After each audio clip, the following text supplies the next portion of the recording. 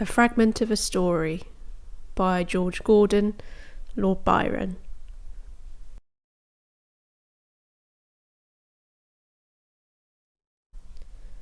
In the year 17, having for some time determined on a journey through countries not hitherto much frequented by travellers, I set out, accompanied by a friend whom I shall designate by the name of Augustus Darvell.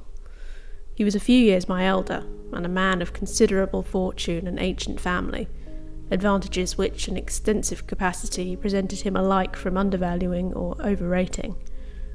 Some peculiar circumstances in his private history had rendered him to me an object of attention, of interest, and even of regard, which neither the reserve of his manners nor occasional indications of an inquietude at times nearly approaching to alienation of mind could extinguish.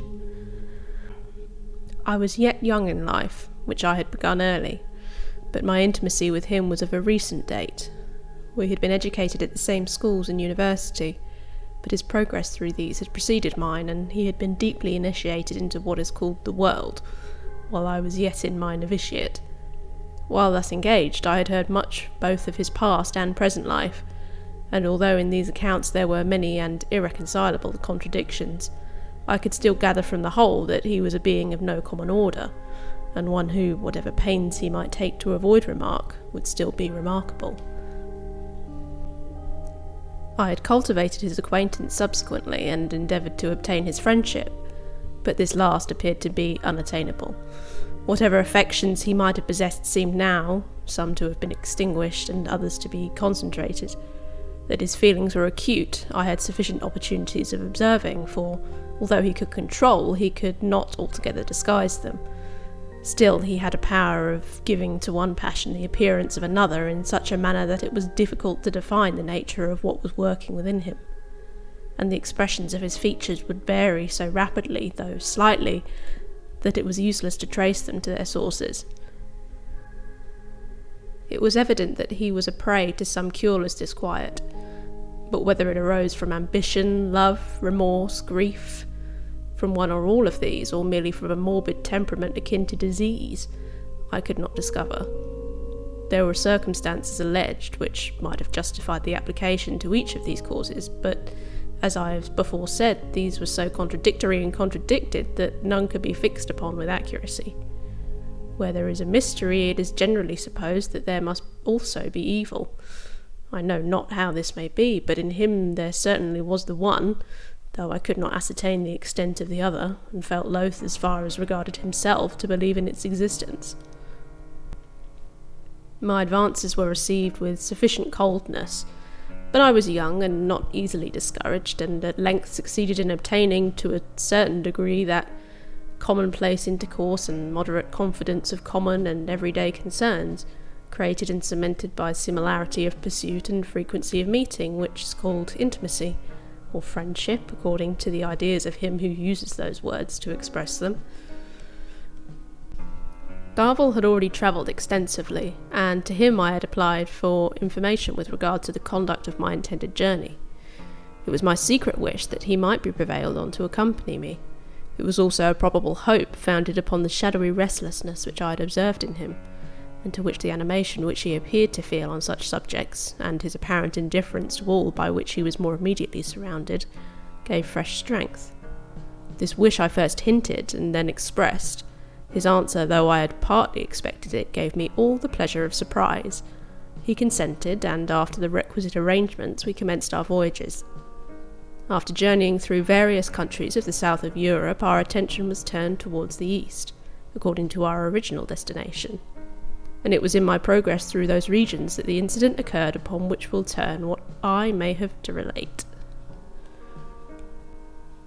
The constitution of Darvell, which must from his appearance have been in early life more than usually robust, had been for some time gradually giving way. Without the intervention of any apparent disease, he had neither cough nor hectic, and yet he became daily more enfeebled. His habits were temperate, and he neither declined nor complained of fatigue, yet he was evidently wasting away. He became more and more silent and sleepless, and at length so seriously altered that my alarm grew proportionate to what I conceived to be his danger. We had determined, on our arrival at Smyrna, on an excursion to the ruins of Ephesus in Sardis, from which I endeavoured to dissuade him in his present state of indisposition, but in vain. There appeared to be an oppression on his mind and a solemnity in his manner, which ill corresponded with his eagerness to proceed on what I regarded as a mere party of pleasure, little suited to a valetudinarian. But I opposed him no longer, and in a few days we set off together, accompanied only by a serighi and a single janizary. We had passed halfway towards the remains of Ephesus, leaving behind us the more fertile environs of Smyrna, and we were entering upon that wild and tenantless track through the marshes and defiles which lead to the few huts yet lingering over the broken columns of Diana, the roofless walls of expelled Christianity, and the still more recent but complete desolation of abandoned mosques, when the sudden and rapid illness of my companion obliged us to halt at a Turkish cemetery, turbaned tombstones of which were the sole indication that human life had ever been a sojourner in this wilderness. The only caravanserai we had seen was left some hours behind us. Not a vestige of a town or even a cottage was within sight or hope, and this city of the dead appeared to be the sole refuge for my unfortunate friend, who seemed on the verge of becoming the last of its inhabitants. In this situation I looked round for a place where he might most conveniently repose. Contrary to the usual aspect of Mahometan burial grounds, the cypresses were in this few in number, and these thinly scattered over its extent. The tombstones were mostly fallen and worn with age. Upon one of the most considerable of these, and beneath one of the most spreading trees, Darvel supported himself in a half-reclining posture with great difficulty. He asked for water. I had some doubts of our being able to find any, and prepared to go in search of it with hesitating despondency, but he desired me to remain. And turning to Suleiman, our janizary, who stood by us smoking with great tranquillity, he said, "Suleiman, verbana su," bring us some water, and went on describing the spot where it was to be found with great minuteness, at a small well for camels a few hundred yards to the right.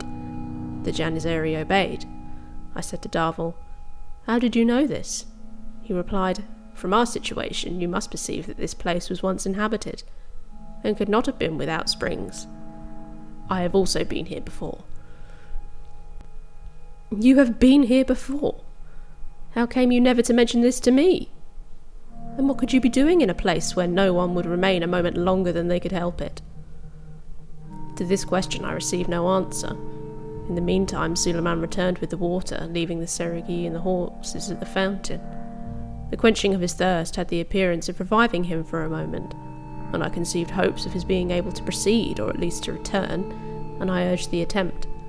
He was silent, and appeared to be collecting his spirits for an effort to speak. He began, "This is the end of my journey, and of my life. I came here to die, but I have a request to make. A command, for such my last words must be. You will observe it?" "Most certainly, but have better hopes."